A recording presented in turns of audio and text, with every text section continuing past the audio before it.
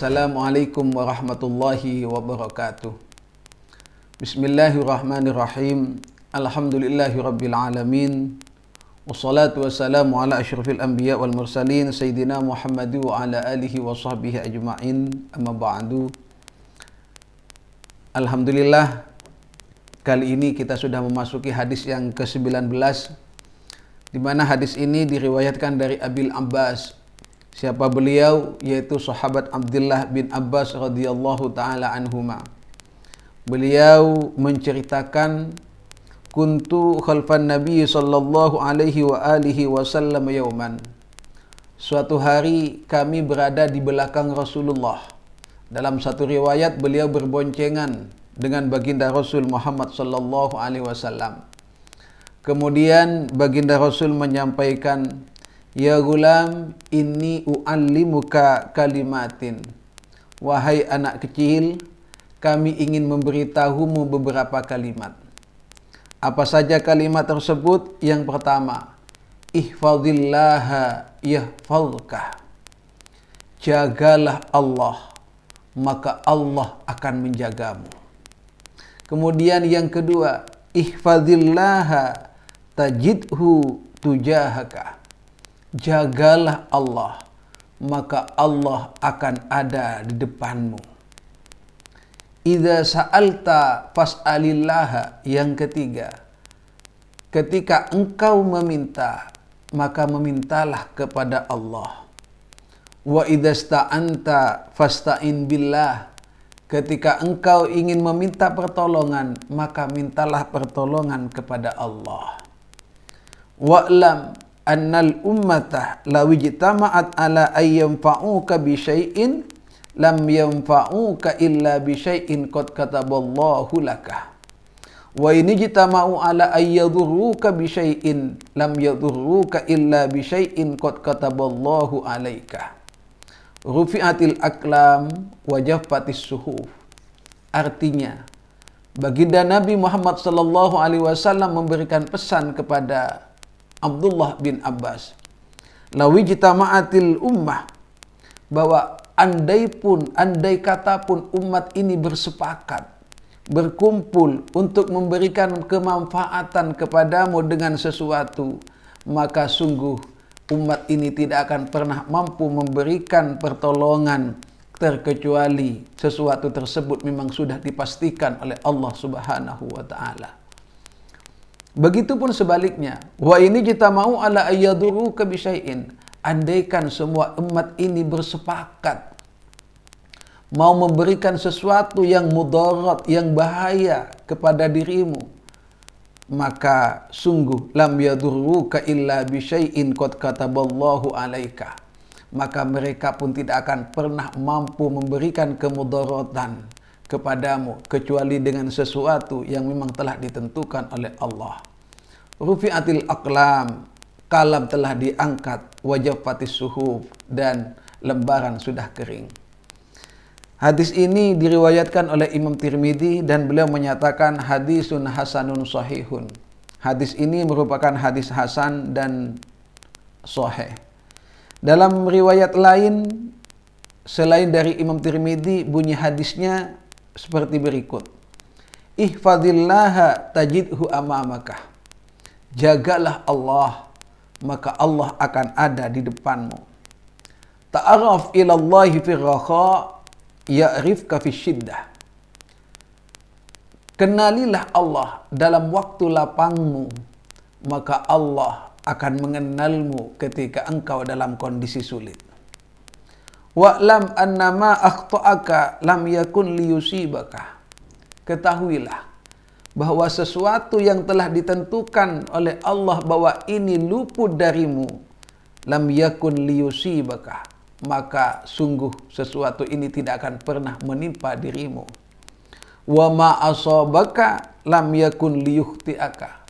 Dan sesuatu yang telah ditentukan oleh Allah akan menimpa dirimu, lam yakun liyukhti'aka, maka sungguh tidak akan pernah luput sesuatu tersebut darimu.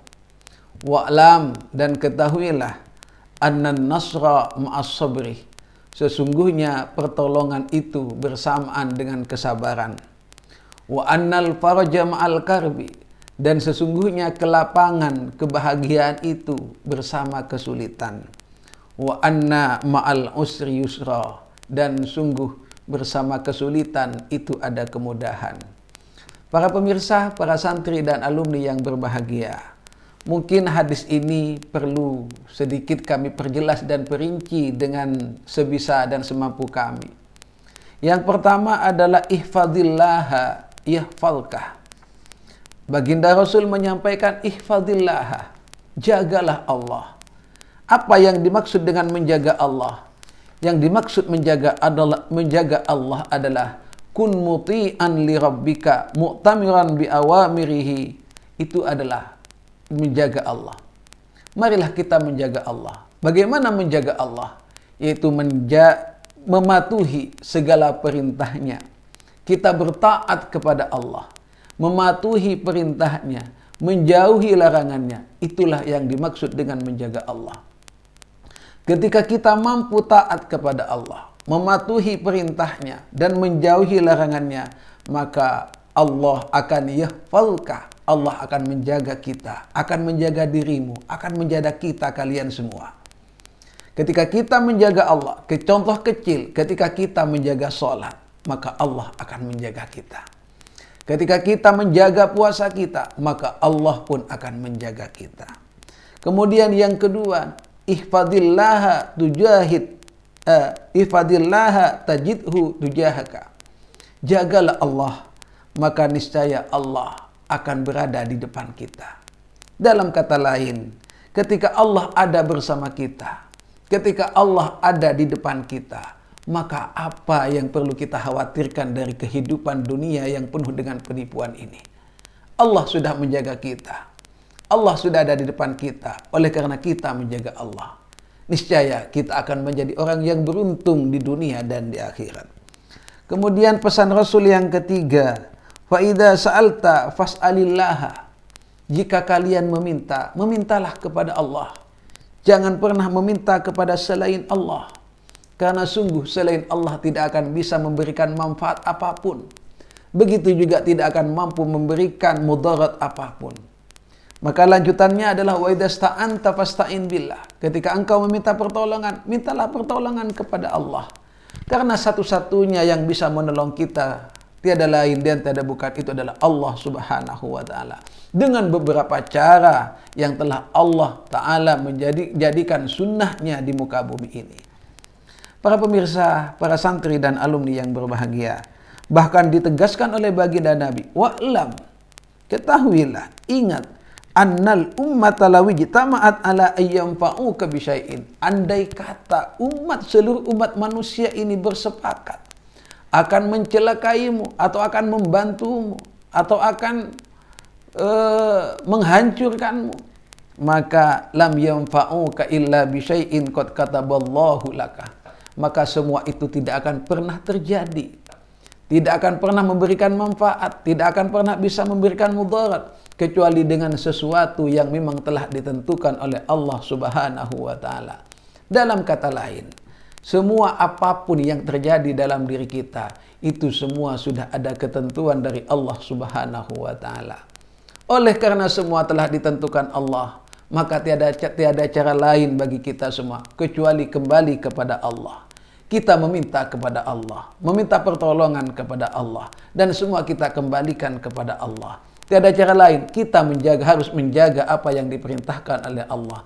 Maka semua insya Allah akan menjadi kebahagiaan di dunia dan di akhirat kita. Dalam hadis lain, selain riwayatnya Imam Tirmidzi tadi disampaikan, ihfadillaha tajid amamaka. Sama dengan arti yang pertama, jagalah Allah, yaitu dengan taat kepadanya, mematuhi perintahnya, dan menjauhi larangannya. Maka niscaya Allah akan selalu ada di depan kita. Kemudian ta'arraf ilallahi fir rakha ya'rifka fisyiddah. Kenalilah, taulah kalian kepada Allah di dalam kondisi kita lapang, di saat kita tenang, di saat kita bahagia. Di saat kita tenang, di saat kita bahagia, ketika kita sedang dalam nikmat Allah Subhanahu wa taala, kita mengenal Allah dengan sedalam-dalamnya, maka ya'rifka fisyiddah. Allah Subhanahu wa taala akan mengenali kita, akan mengingat kita kalau suatu saat kita berada dalam kesulitan. Sebaliknya, kalau di saat lapang kita tidak pernah ingat kepada Allah, kita hanya terlena dengan kemewahan dunia, maka boleh jadi ketika kita berada dalam kesulitan, Allah Subhanahu wa taala tidak mengenali kita, dalam kata lain tidak menggubris dan tidak memperhatikan kita. Na'udzubillah, summa na'udzubillah. Hadis ini juga memberikan peringatan yang tegas kepada kita. Annama akhta'aka lam yakun liyusibaka wa ma asabaka lam yakun liyukhti'aka. Sesuatu yang telah ditentukan oleh Allah luput dari kita tidak akan pernah menemui kita. Dan segala sesuatu yang telah ditentukan oleh Allah akan menemui kita tidak akan pernah lepas dan tidak akan pernah luput dari kita. Contoh kecil, jika rizki ini sudah ditentukan oleh Allah akan menjadi milik kita, maka dengan cara apapun, biar orang lain semua mencoba untuk menyingkirkan dan menghilangkannya, dia tetap akan menjadi rizki kita. Dan sebaliknya, sebesar apapun, sedekat apapun rizki yang sudah menghampiri kita, jika Allah Subhanahu wa taala sudah menentukan ini bukan bagian kita, maka ia akan pergi dan hilang bahkan lenyap di depan mata kita. Kemudian wa'lam annan nasra ma'as sabri. Ketahuilah, ini pesan yang paling menonjol dan paling penting tentunya bagi kita semua yang sedang membutuhkan pertolongan. Annan nasra ma'as sabra, bahwa pertolongan itu bersama kesabaran. Dalam kata lain, hanya orang-orang yang sabar yang nantinya akan mendapatkan pertolongan Allah. Terus kemudian wa annal farja ma'al karbi, bahwa setiap kelapangan itu bersama dengan kesulitan. Dalam kata lain, tidak ada kebahagiaan tanpa adanya kesulitan. Maka benarlah kata pepatah Indonesia, bagaimana seperti disampaikan di banyak tempat, lari ke hulu berenang ke tepian, kurang lebih seperti itu. Kita susah dahulu baru kemudian nanti kita bersenang-senang, kurang lebih seperti itu. Itu adalah bagian dari arti dari wa annal farja ma'al karabi, bahwa setiap kelapangan itu bersama dengan kesulitan. Dalam kata lain, tidak ada kebahagiaan tanpa harus melewati kesulitan. Dan begitu pun setiap kebahagiaan pasti beriringan dengan adanya kesulitan. Dan yang terakhir, wa anna ma'al usri yusra. Inilah motivasi bagi kita semua. Tidak ada sesuatu yang sulit. Dalam kata kuncinya seperti itu, wa anna ma'al usri yusra. Karena dalam setiap kesulitan itu pasti ada kemudahan.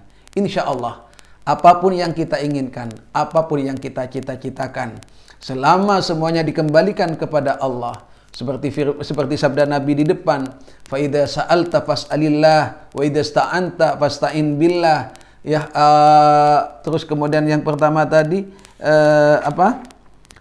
ihfadillah yahfadhuka, maka semua insya Allah akan menjadi bagian dari kita semua ketika kita menginginkan, dan kita akan diijabah dan dikabulkan oleh Allah Subhanahu wa taala. Amin ya rabbal alamin. Para pemirsa, para santri dan alumni yang berbahagia, sekali lagi mari kita bersama berdoa dan bermunajat kepada Allah Subhanahu wa taala. Kita memohon kepada Allah agar kita mampu menjaga Allah. Dalam kata lain, kita mampu menjaga perintah-perintah Allah, melaksanakan perintahnya dan menjauhi larangannya. Insya Allah, Allah akan senantiasa menjaga diri kita semua. Dan semua permintaan kita juga akan dikabulkan oleh Allah, karena memang kita hanya minta tiada lain kecuali kepada Allah Subhanahu wa taala. Para pemirsa, para santri dan alumni yang berbahagia, demikian yang bisa saya sampaikan pada kesempatan kali ini. Mudah-mudahan bermanfaat. Kurang lebihnya mohon maaf. Wassalamualaikum warahmatullahi wabarakatuh.